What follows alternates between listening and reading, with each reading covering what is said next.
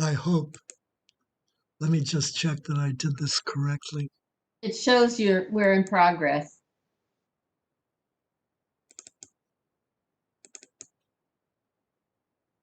Yeah. Okay. Um, so the recap.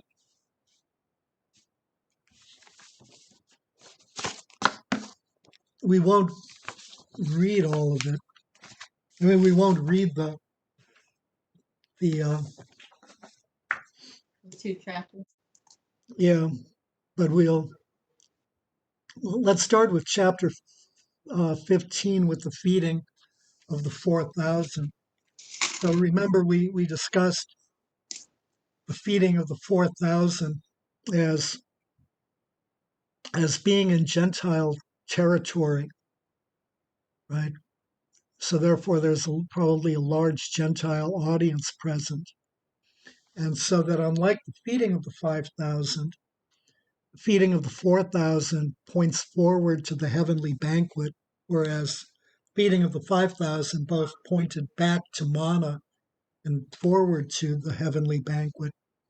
Feeding of the 4,000 simply points forward to the heavenly banquet and not backwards. So it's a pre-enactment of the heavenly banquet, and so we can see it also as a sign. So it's a sign is something that points to somewhere, and as a sign, the feeding of the 4,000 points forward to the heavenly banquet. So there's a sign. So starting in chapter 16, the Pharisees demand a sign, right? But the feeding of the 4,000 was a sign. Jesus' miracles are also a sign.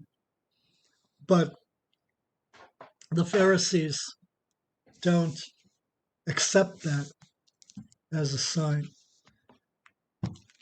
So they want a different sign. So what do they want? Let's take a look at Isaiah chapter 10. If Jesus is the Messiah, then the day of the Lord should be coming.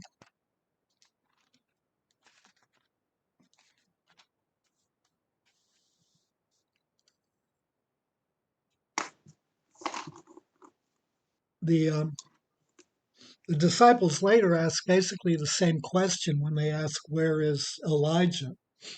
Mm-hmm. So, what is the sign they want? Isaiah chapter 13, well, let's start with verse 9. Chapter 13, not 10. Yeah, I'm sorry, chapter 13, Okay. verse 9.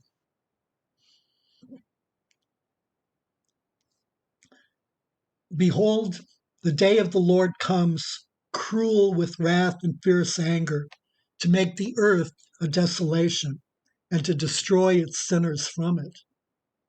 For the stars of the heavens and their constellations will not give their light. The sun will be dark at its rising, and the moon will not shed its light. I will punish the world for its evil, and then it goes on with God's judgment.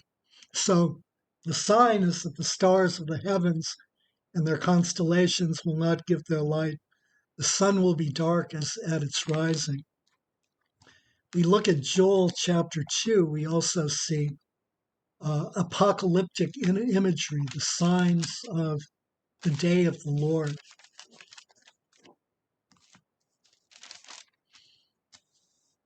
Let's take a look at chapter 2, verses 2, 10, and 30. Right, Joel. For some reason, I turned to Daniel. Joel chapters 2, Joel chapter 2, we'll read verses 2, 10, and 31. Let's actually start at chapter 2, verse 1. Blow the trumpet in Zion, sound the alarm on my holy mountain. Let all the inhabitants of the land tremble, for the day of the Lord is coming. It is near, a day of darkness and gloom, a day of clouds and thick darkness. So, clouds and thick darkness, darkness and gloom. Verse 10, the earth quakes before them, the heavens tremble.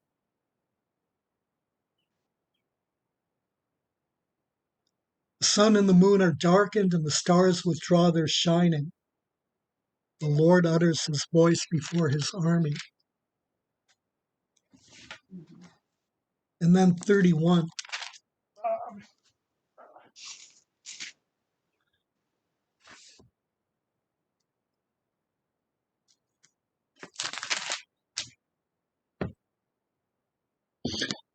Actually starting at 30, and I will give signs in the heavens and on the earth, blood and fire and columns of smoke. The sun shall be turned to darkness and the moon to blood before the great and awesome day of the Lord comes.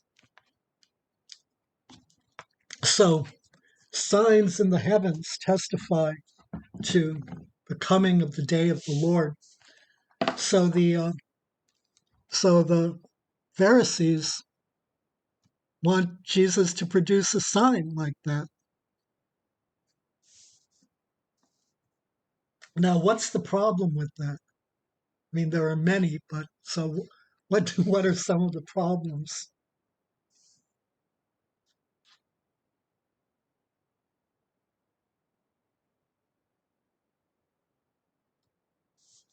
If they got them, they wouldn't believe it, for one thing. That's one, yes, definitely. And those are signs at the end of time. It's not the end of time yet. Hmm. Signs are also not cheap tricks to be produced on demand.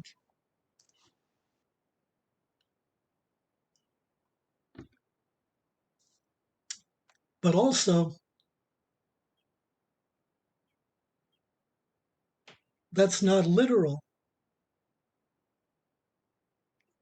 We're not to understand that the sun is darkened and the moon whatever. That's not, those aren't to be, that's symbolism, is symbolism that signifies the awesomeness of the day of the Lord and the fact that God is sovereign and has control over all things, that God controls the entire universe. So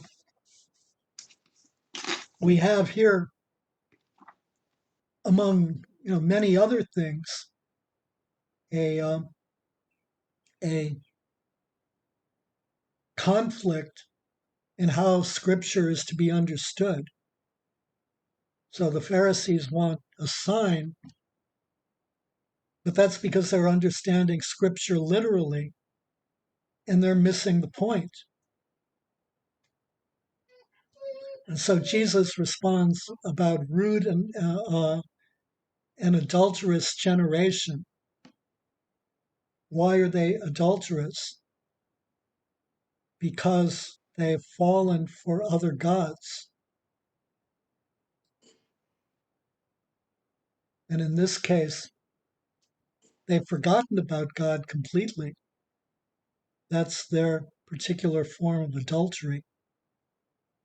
So Scripture has become, fundamentally devoid of meaning for them. They've sucked the life out of it, and so we have,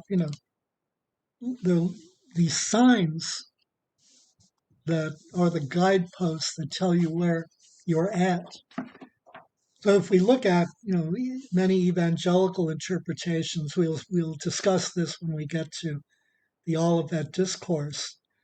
These sets of signs are the same things that Jesus mentions in the Olivet Discourse, and that many of our separated brethren take as signs that the end times are upon us. And so, when you see these signs, you know that the end is near.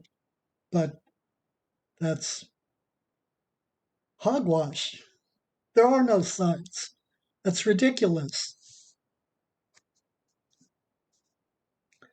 So we have to, be careful that we don't fall into the same trap as the Pharisees.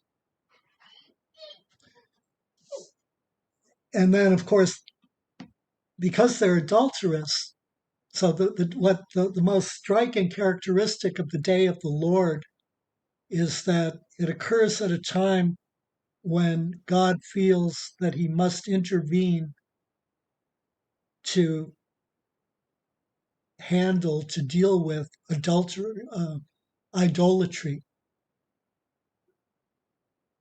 that his people have turned to other gods in their myriad forms. And so the Pharisees are the sign, they're idolatrous. They've forgotten about God. So they're asking for a sign when they themselves are the sign. And one of the parts of their being the sign is that they just don't understand Scripture because they see it all as literal and predictive, and they've drained the life out of it. They've removed the living God from Scripture. So we then have that demand for a sign leads to the teaching, Jesus' condemnation of the teaching of the Pharisees and Sadducees. So it's teaching of the Pharisees and Sadducees is therefore partly about Scripture, the literal signs versus the recognition of the majesty of God in his role as judge, the majesty of God always as the creator of and sustainer of all things. And so the disciples have their problem with thinking it's about bread, but they're also forgetting that God is active. So the leaven is that you forget that God is active. God is involved at the center of our faith. God is always present. God is always doing something. God is not incidental to our faith. He's the center of it. So our responsibility isn't to, turn to lifeless words or to dead books. It's to pursue and reflect the heart of God. It's to pursue the message of God in sacred scripture, which is not a collection of literal and dead words. It's the pursuit of the living God and the meaning of living scripture. So we must never forget about God or leave God out of the equation.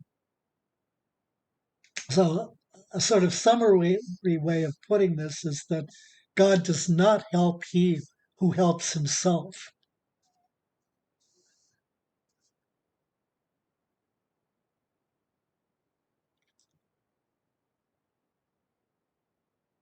So questions or thoughts about that so far?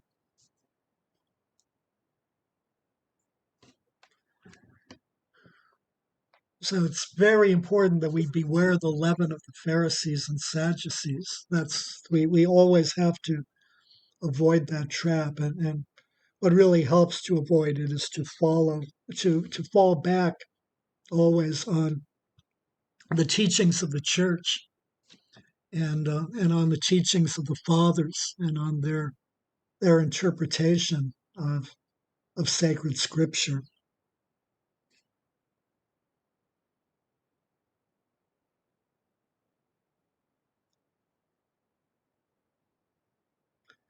So the demand for a sign and Jesus' emphasis on the leaven of the Pharisees and Sadducees includes really right a question of Jesus' identity. Who is Jesus? Is he really the Messiah, or is he some blasphemer, some false prophets, some egomaniacs, some psychologically disturbed persons, a demon-possessed person. Who is this guy? And so Peter has his epiphany, right, in chapter 16, verses 13 to 28. So he recognizes that Jesus is the Messiah, the Son of the living God, which is great. Right? Here's the Messiah. Isn't that all wonderful? It's going to be glorious. The Messiah will, come in power and glory. His kingdom will be established. I know the Messiah. I'm a disciple. Wow. Things are looking up for me. And so Jesus then has his first passion prediction. And Peter rejects the message of the cross.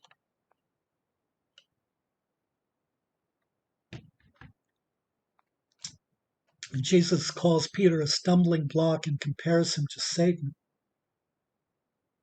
So Peter refuses to recognize that the way of God involves servanthood and suffering.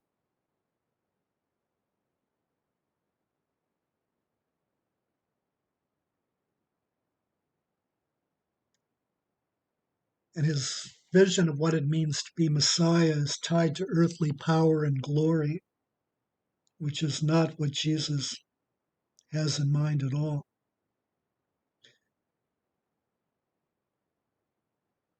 So Jesus is talking here not only about the servanthood and suffering, he's talking not only about himself and his own life, that he is to die on the cross, but that servanthood and suffering is the lot in some form of each disciple, that each disciple must deny himself and take up his cross and follow me. That's just addressed to all of the disciples, not just to Peter, and through all of the through all of the disciples present, to us as well. So then following Jesus is not about glory or riches or personal fulfillment, but it's about sacrifice that provides the only path to ultimate reward. And that goes back to the young man with the riches. Right, right. Or actually, in this case, forward, since he's in Forward, yeah, chapter yeah, but 19 and this is back, 16. But yeah, yeah. very related. So although Jesus is focusing on the the distinctly unmessianic glory of the earthly Messiah, there is the glory of the Messiah which the three disciples witness in the Transfiguration, when Jesus is also joined by Moses and Elijah. So remember, then Peter attempts to freeze the moment by his offer to build 3 tents.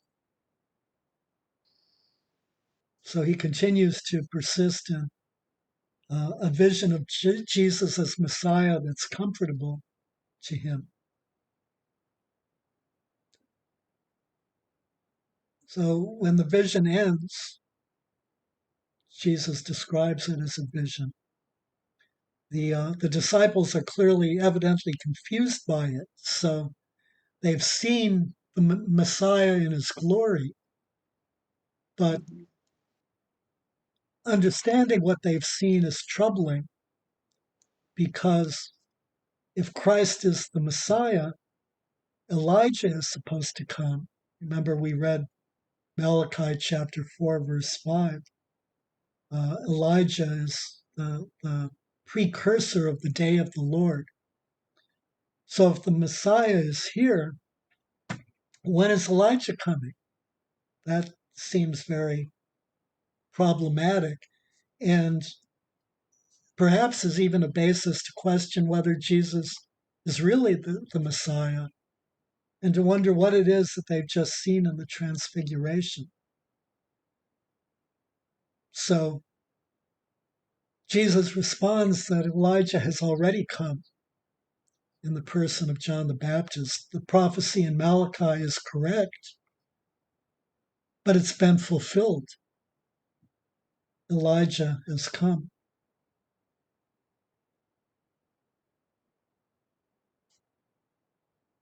So, what is the point of all of that? Any thoughts about the point?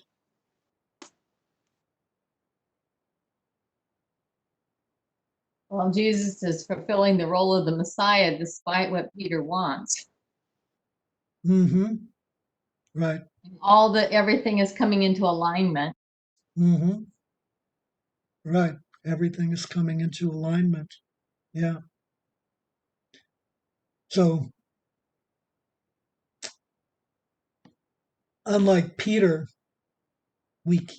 unlike what Peter wanted to do, we can't freeze the moment, and we can't select those things about God that make us comfortable.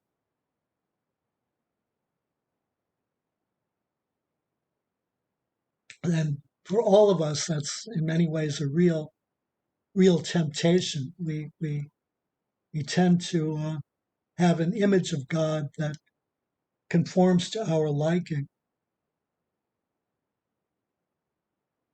but we also have to remember that there is a heaven and there is a hell, that God will be a judge, and that some will stand before God condemned.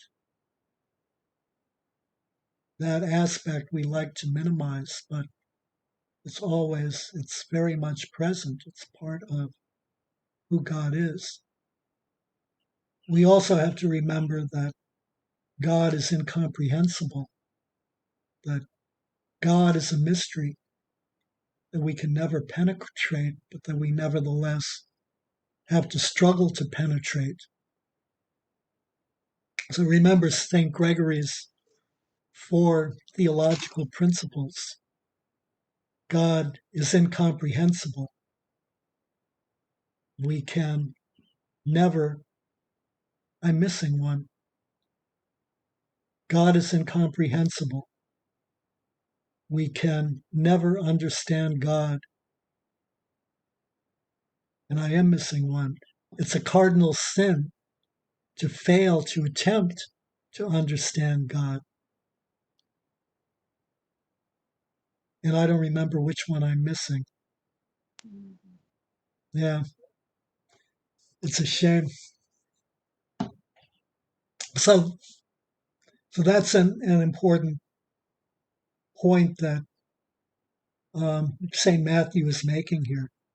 We can't select what's comfortable to us. We can't create an image of God that we like, that suits us, because God is so much more than us. God is infinite.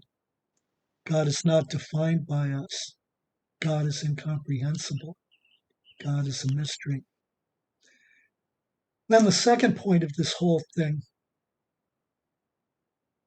is that excessive literalism prevents us from seeing the activity of God and understanding God. So where is Elijah? There's, this distinctive sign. Elijah has to come. Where is Elijah? And it has to be Elijah. We understand scripture literally. And in contrast, Jesus is presenting an understanding of scripture that's typological. It's not Elijah that comes. It's a type of Elijah. It's someone who is like Elijah, but different.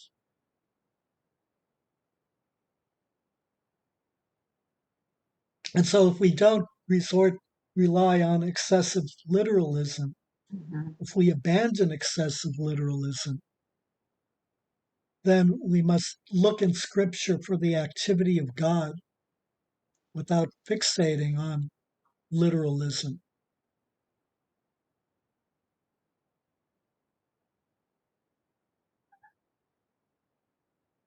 We have to focus on context and meaning and broader meaning, the meaning of particular scripture passages within the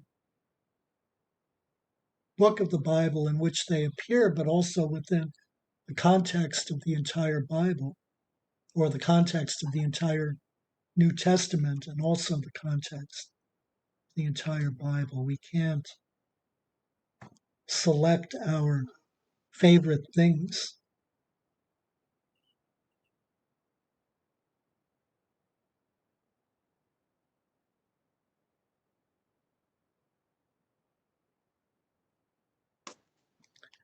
So, given that Jesus descends from the mountain where the transfiguration happens to the valley where the disciples, the remaining disciples, without Peter, John, and James, have failed to heal an epileptic boy. And Jesus points to their lack of faith as the reason for the healing.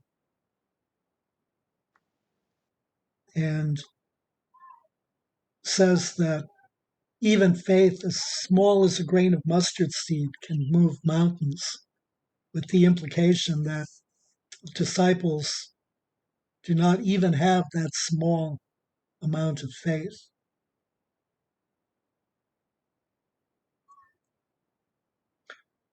So, what in this context is faith? An understanding of God. An understanding of God, right? So, the Pharisees and the Sadducees don't understand God. They've forgotten about God, in fact. That's why they're idolatrous. They've completely removed God as, any sort of solution. And implicitly so have the disciples who failed to heal the epileptic. They too lack faith. So we tend to see our own faith as sort of powerful, right? My faith can move mountains, so that we become the actors, right? And my faith does something. But faith is merely a recognition that God is active, that God is real. Hebrews says that faith means that we recognize that God exists.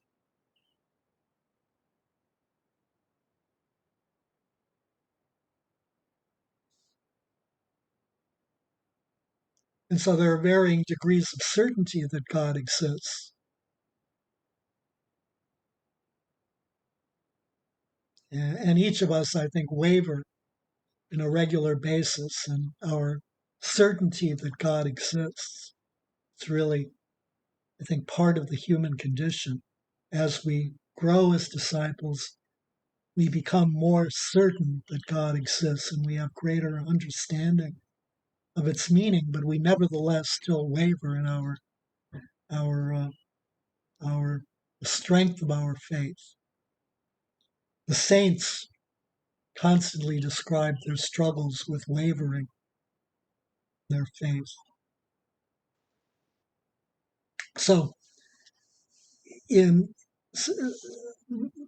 some part of the charismatic evangelical movement, there's the view that we, through the cross, have been given power and authority to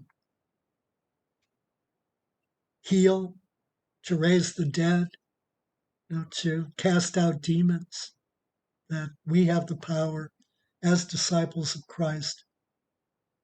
We have the power and authority to do that because faith will move mountains, as Jesus says. But then here again, there's a problem of excessive literalism. That's not to be understanding. To be understood literally, you don't literally take down Mount Everest by the whatever wave of a hand.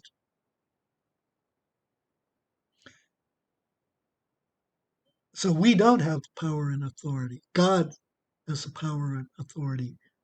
Faith is a recognition that God does exist. God does have the power and authority, and God is active. So for example, in our healing ministry, I don't believe that I am going to heal anybody. I have no idea of how to go about doing it. I would love to see everybody healed. I try to faithfully pray for healing, but I can't do it. I don't have the power or the authority, nor should I, Mhm. because I'm not God. And it's a good thing I'm not God.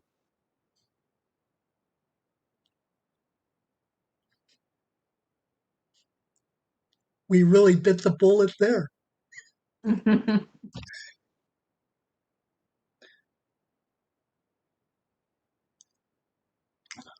So then follows the temple tax, but we're out of time. So our recap is also going to be long. So we'll resume our recap with the temple. Is the recap useful? It This, just kind of brings it all because it just keeps it recycles. The messages recycle as we go through. right, right, right, Just a different way of telling the same thing. right. And that's a really important thing because um, this block of chapters is a comprehensive whole, and it's important that we see it as a comprehensive whole. We don't want to do like the Pharisees and Sadducees do and accept our favorite verses and look for the literal interpretation and whatever. We want to avoid that at all costs. So I'll turn off the recording now.